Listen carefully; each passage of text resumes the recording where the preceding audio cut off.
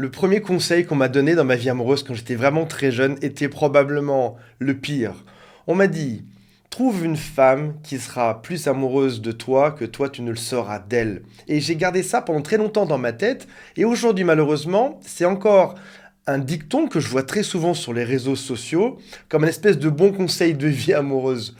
Trouve quelqu'un qui sera éperdument amoureux de toi, bien plus que ce ne sera réciproque. J'ai parlé de ça aujourd'hui pour plusieurs raisons. La première pour vous démontrer que ce dicton est totalement faux, que ça va créer chez toi un espèce de faux sentiment de sécurité qui va te mener à avoir beaucoup de soucis par la suite, mais aussi parce que parfois, lorsqu'il y a une rupture amoureuse, on peut mieux comprendre ce qui s'est passé lorsqu'on garde ça en tête. Avant de démarrer, si vous le souhaitez, abonnez-vous à la chaîne. Il y a aussi un quiz qui s'appelle Quelles sont mes chances de récupérer mon ex avec une formation offerte à la fin du quiz. Et si vous le souhaitez, contactez mon équipe. Il y a un lien qui est juste en dessous. Alors, je vais commencer par une histoire qui est extrêmement classique, qui vous est peut-être arrivée dernièrement, ou peut-être à l'un de vos proches, à l'un de vos amis. C'est une histoire qu'on va mettre au féminin. On va parler de Léa, qui est un personnage fictif. Probablement même que quand je vais vous raconter cette histoire, vous allez plus facilement l'identifier à l'un de vos amis, puis comprendre que ça vous est arrivé juste après. Léa est une femme qui est toujours déçue en amour, c'est toujours compliqué. Et notamment, elle a eu dernièrement une relation qui s'est mal terminée.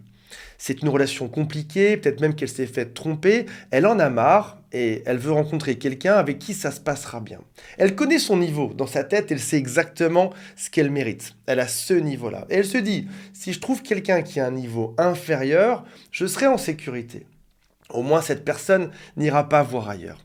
Et elle remarque que Pierre la drague beaucoup. Il est très motivé. Parmi tous ses prétendants, ça semble être le plus gentil. C'est aussi celui qui met le plus d'efforts pour la séduire. Et lorsqu'elle regarde sa beauté, son charme à elle et sa valeur sur le marché, parce que l'amour reste un marché, ça reste une compétition. Sa valeur, elle l'estime à ça, ce qui est peut-être faux au passage. Et elle estime la valeur de Pierre ici. Elle se dit, avec lui au moins, il n'y aura pas de problème. Et elle finit par le choisir. Elle se dit qu'elle ne risque rien, que lui au moins il n'ira pas voir ailleurs. Ils se mettent en couple, et dans ce couple-là, Pierre donne tout. Il se bat au quotidien, il lui fait des cadeaux, des attentions, et un jour il se lasse.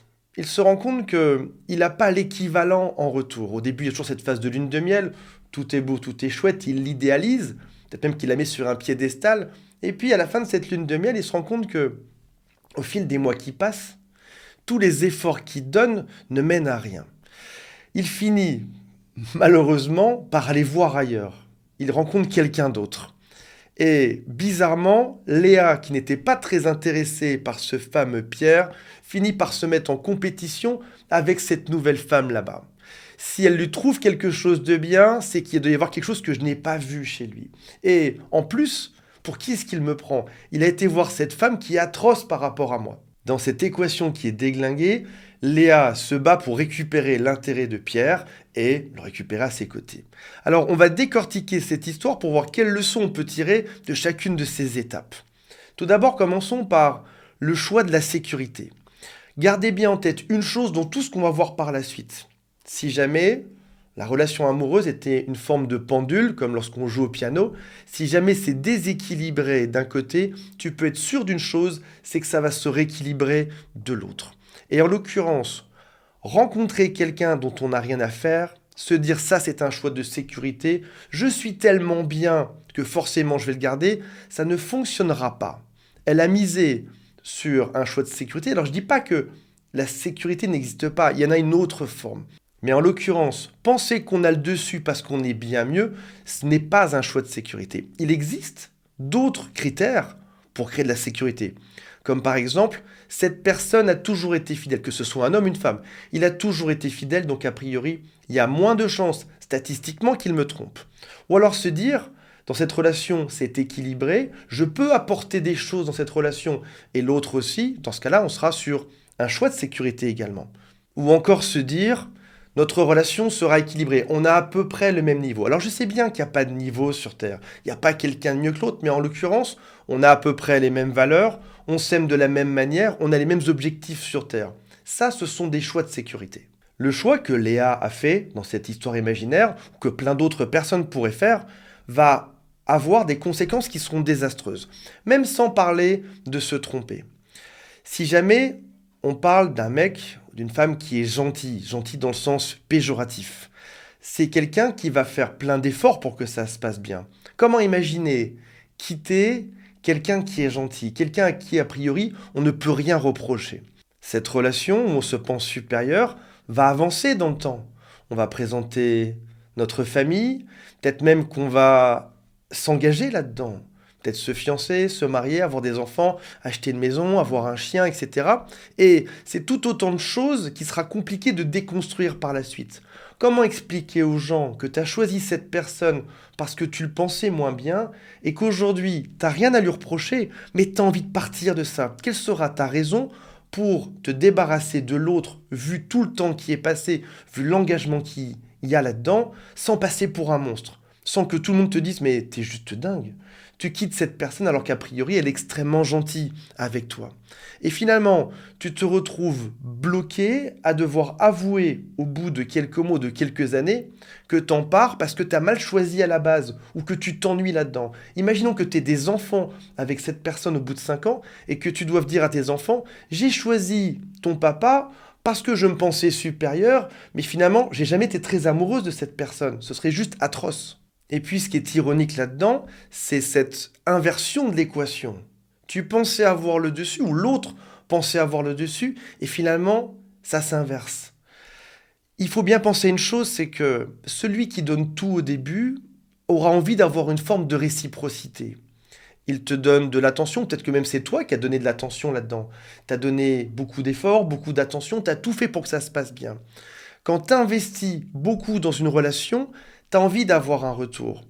Et si jamais quelqu'un dans le couple, l'un des deux, n'a pas ce qu'il mérite, il va se sentir frustré. Peut-être même qu'il aura un sentiment de duperie ou d'arnaque. J'ai tout donné dans cette relation, en échange, j'ai pas grand-chose. Alors oui, pendant un temps, ça va tenir, parce que celui qui donne tout aura espoir que finalement il y ait de l'amour. Et ce qui est compliqué là-dedans, quand l'un des deux n'est pas amoureux, c'est d'arriver à simuler de l'amour. On peut faire semblant d'aimer quelqu'un. On peut montrer des choses, avoir des gestes, avoir des phrases, mais l'autre s'en rend bien compte qu'il n'y a pas d'amour au final. Ça signifie que même si tu fais de ton mieux là-dedans, tu auras du mal à simuler de l'amour. Donc au début, oui, ce sera bon, pas de souci, la phase de lune de miel, ça se passe toujours bien. Et puis à terme, plus les jours vont passer, plus l'autre se sentira frustré de tout ça. Il n'a pas le retour sur l'investissement qu'il a mis là-dedans. Et tu vas arriver dans une relation où il y aura des conflits à répétition. Une relation où l'autre peut même devenir toxique. Il a beaucoup investi dedans, il a tout donné, il n'y a pas d'amour en retour. Qu'est-ce qui va se passer? Ça ne tiendra pas dans le temps. Peut-être même qu'il va tenter de te rendre jaloux pour obtenir une réaction de ta part. Je me rends compte que j'inverse dans cette histoire les deux. Tu peux avoir le rôle de celui qui donne plus ou l'autre peut avoir eu ce rôle. Le mec avec qui elle est en couple, qui s'appelle Pierre, elle pensait qu'il n'avait pas d'intérêt, pas de choses charmantes. Elle s'était mis avec lui par dépit, ou en pensant que ça se passerait bien sans souci. Et tout d'un coup, une autre femme s'intéresse à Pierre, en voyant quelque chose de charmant chez Pierre que elle n'a pas vu. Et là, elle se pose des questions. Qu'est-ce que cette femme a bien pu voir chez lui? Et au passage, pourquoi est-ce que Pierre, qui me donnait tout cet amour, va le donner aujourd'hui à quelqu'un d'autre? Et chaque jour qui passe va l'enfoncer un peu plus dans ce problème. Cette relation ne se finira pas bien. Bien évidemment, un jour il y aura une rupture amoureuse. La pendule va dans un sens, Léa au début, puis dans l'autre, Pierre après, puis ça revient vers Léa, etc. Jusqu'à ce que ça finisse par s'essouffler et par l'explosion de la relation. Parce que ce couple n'avait pas une base saine. Alors oui, parfois au début, il y a une espèce d'inégalité qui finit par venir s'équilibrer. Ça arrive parfois. Mais si jamais le différentiel est trop gros, ça ne fonctionnera jamais. Pour être heureux en couple, il faut bien sûr commencer par s'aimer soi-même. Prendre son temps aussi de rencontrer la bonne personne, celle qui nous fera vibrer. Et de manière plus étonnante, parfois, un couple qui marchera pendant toute une vie, un couple qui sera donc sécurisant, c'est peut-être un amour qui te fera peur au début. En sortant de ta zone de confort, en osant te confronter à quelqu'un qui est à ton niveau, à quelqu'un qui fait battre ton cœur, tu rencontreras probablement la bonne personne. Ne pense jamais te reposer dans une relation où c'est toi qui aurais le dessus, parce qu'au final, tu finirais par une grande déception. Ça ne marche pas et ça ira même empirer la chose. Voilà mes amis, j'espère que ça vous a intéressé, on se retrouve prochainement. J'ai hâte de lire vos commentaires. Salut à tous, bye.